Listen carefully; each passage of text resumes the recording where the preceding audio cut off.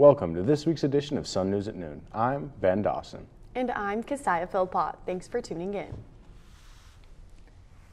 Former president of the Church of Jesus Christ of Latter-day Saints, Russell M. Nelson, passed away September 27th, shortly after his 101st birthday.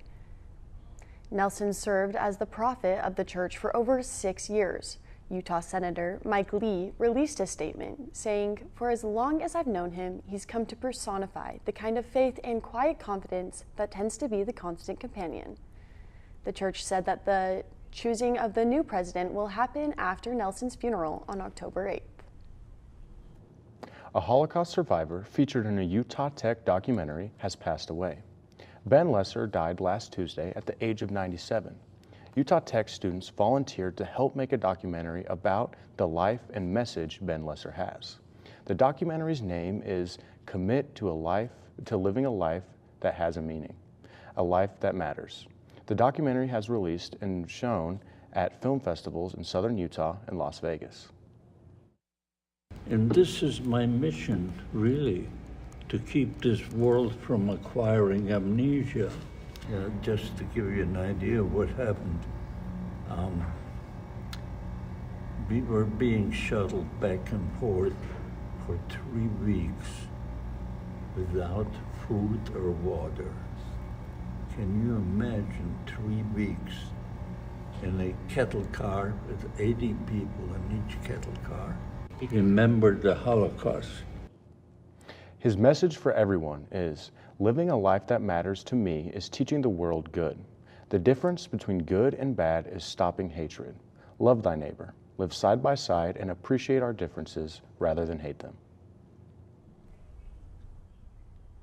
Sources have confirmed that there is going to be a Charlie Kirk memorial event on October 20th. The event was originally going to take place on campus in the Burns Arena, but has now been relocated to the Dixie Convention Center. The event will be put on by Turning Point USA and sponsored by the Washington County Republican Party. Students shared their views on this upcoming event. Well, I knew Charlie personally. So he would go to our church back in San Diego all the time. So I knew him, and then I was over at GCU and he was there as well. So just being able to see him a bunch and this happening to him just sucks. A lot of people that are like making fun of him and like having like harsh comments towards that family is not okay. So having this and having people come and support the whole thing, I think it's going to be perfect. I think it'll impact the community by bringing people together. You know, a loss is a loss with the world and the way it's headed is just sad. So just for people to come together and be like-minded and support him and his family it's going to be good. I am the president of Turning Point USA here at Utah Tech. We are trying to get a birthday going for Charlie Kirk. His birthday is October 14th, so we'll be holding that at Vernon Northern Park. When Charlie Kirk did pass, there was a memorial that Turning Point put together here on campus. It was very short notice, so I'm really happy that there's something going on, something bigger, more for the community to come to.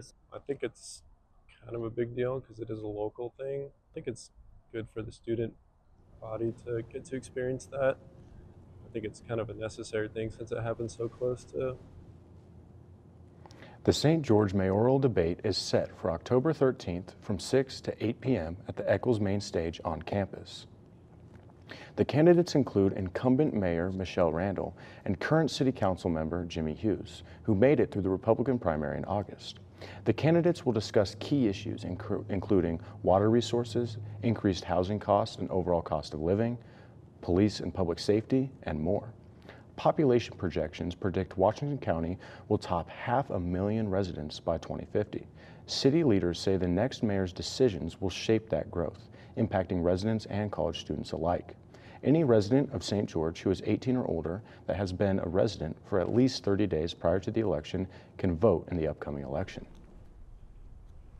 2 bouncers at the one and only bar on St. George Boulevard were stabbed Saturday night. First responders gave immediate aid before both men were rushed to the hospital. One victim suffered a serious arm injury after an artery was hit and was taken into surgery. The other was stabbed in the collarbone. The suspect, 22-year-old Mario Perez, appeared to be intoxicated when the stabbings happened.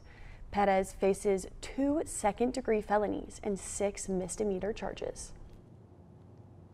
Former FBI Director James Comey has been indicted by a federal grand jury. He faces 2 charges: obstructing an official proceeding and making a false statement. President Trump fired an acting U.S. attorney who refused to charge Comey. Following the indictment on Friday, Trump threatened multiple political opponents, saying that he doesn't have a list, but there are more to come. In an era of unprecedented legal and political turmoil, Comey's indictment is a development of national significance, one that the public should be aware of, as it could prompt calls of accountability at the federal level. I think with so much happening, especially politically, with the whole Charlie Kirk tragedy and now his upcoming memorial, I'm interested to see where the mayoral debate will take that. Yeah, I obviously think, there's some hot button issues, and obviously they're going to discuss those and everything that affects the residents upcoming. After the break, Dorothy Butters will bring the latest Trailblazer highlights.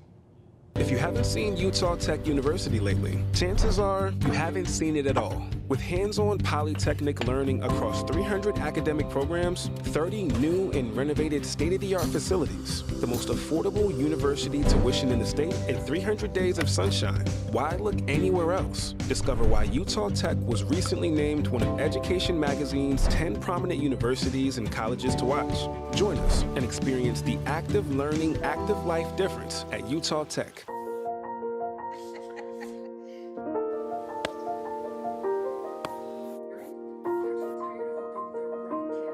Hey, honey. We thought we'd try something new. Family art hour. What do you think? You got jokes. You're funny. Learn about adopting a teen from foster care. You can't imagine the reward. Learn more at adoptuskids.org.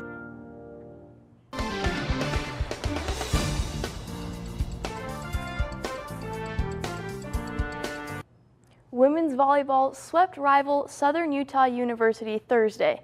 Kennedy Knutson led the team with 12 kills, while Tessa Traynor added a personal season high of 10 kills. Defensive specialist Maya Lefiso brought in a team-leading 15 digs, while setter Marley Rowe completed 13 assists. The Trailblazers are back in action tonight at home against California Baptist University at 6 p.m. in the Burns Arena. Cross country competed Saturday at the University of California Riverside Invitational. The women's team finished in 11th place with 333 points. Junior Avery Perriton finished her 6K with the 3rd fastest time in program history, with 3 more Trailblazers finishing in the top 100. The men's team is placed in 17th place, ending the day with 382 points, with 3 Utah Tech athletes finishing in the top 100. The Trailblazers are back in action Saturday at the Southern Utah University Color Country Invitational in Cedar City. Women's soccer player Abby Olson was named the Jersey Mike's A Sub Above WAC Defensive Player of the Week. Olson shares her thoughts on this honor. Well, I was just in my dorm when I found out, and I was super happy. I was like, oh, no way, that's crazy. I'm just thankful that I got recognized, and I put in a lot of hard work, so I just am glad that I got recognized for it. Even with this award, she is still looking to improve and raise the bar for herself. I just hope I can keep playing good defense and contributing to the team, so that meant a lot, so I just hope I can keep building on that for the rest of the season and just in years. Olson now sets her views on the future matches and has high hopes for this season. I just hope that we do really good. I want to win the WAC, so hopefully we can just play our best, and yeah, I'm just excited for the rest of the games to be played. Well, our volleyball team has been doing really good this season, and they have a game tonight.